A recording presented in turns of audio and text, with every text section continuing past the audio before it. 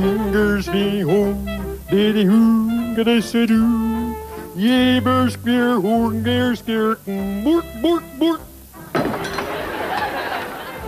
English beer, the Swedish meatball. It's beer, the sauce, the meatball.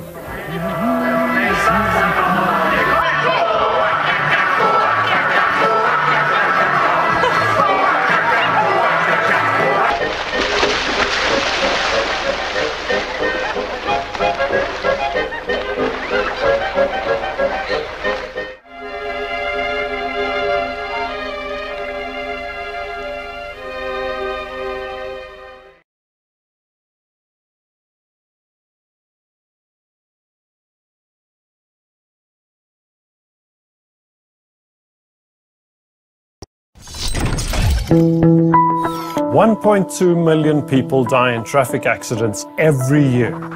Road injuries are on the World Health Organization's list of the world's top 10 causes of death. The situation looks very different in different countries. To compare different parts of the world, you can look at the number of deaths per 100,000 people.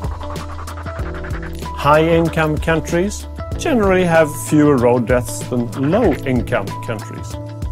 The global average is 17.5 deaths per 100,000.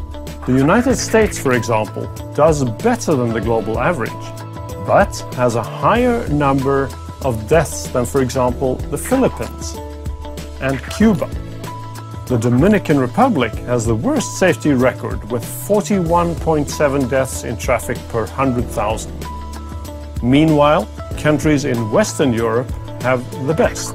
With only 3 traffic deaths per 100,000 people, Sweden is best in class. So why Sweden? Well, it's not magic. Sweden has a long tradition of safety awareness. Lawmakers, politicians and automakers have worked together and systematically contributed to reducing the number of deaths. Since I took my commercial driver's license in 1973, Sweden cut the number of deaths in traffic by almost 80%, despite the fact that the number of vehicles on the roads have increased. I'm not pointing this out just to boost my country. This is important. This shows that reducing deaths in traffic is not an impossible task. It's about working together. When it comes to car safety, Sweden has a pretty good reputation. And it's based in fact. Sweden has one of the world's lowest rates of traffic fatalities, only 2.8 deaths for every 100,000 people. Here's how. As Swedish society became motorised, fatalities quickly began to rise. The number of deaths on the roads more than doubled between 1950 and 1970. One of the reasons was the majority of cars were left-hand drive imports being driven on the left-hand side of the road. It means the driver is closer to the curb and further away from the centre of the road, which makes overtaking much harder as the driver can't see around the car in front, something which makes head-on collisions much more likely. But on September 3rd, 1967, the Swedish government made a big change in the name of safety. Sweden decides to switch from left to right. The country changed to driving on the right-hand side of the road. Its traffic infrastructure was completely revamped in just one day.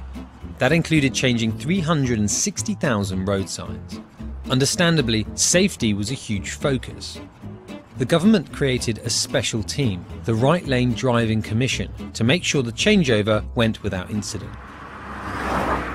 Speed limits in urban areas were reduced. Outside of towns, they were introduced where previously they hadn't existed. H-Day for högertrafik, Swedish for right traffic, even had its very own song.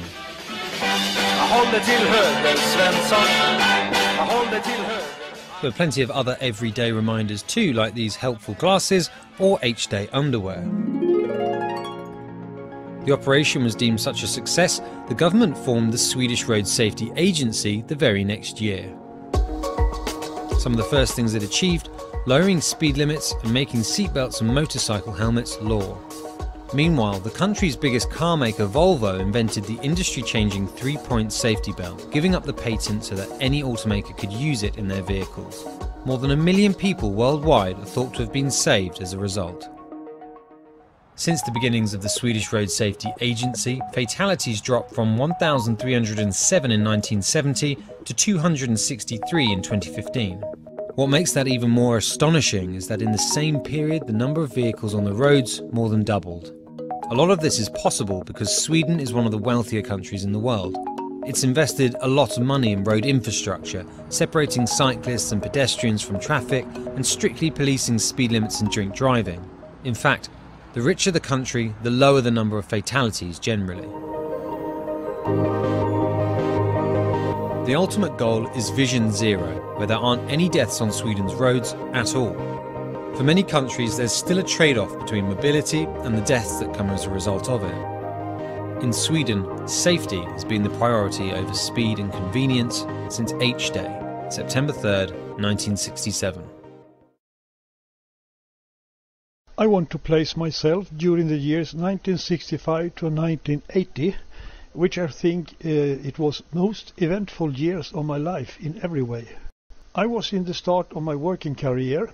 I was extremely active in what started in the community development, where all curves were pointing upwards, and which would later result in what happened September 3, 1967. Namely the shift in traffic from left to the right traffic. This despite the fact that 84% said in an advisory referendum earlier no.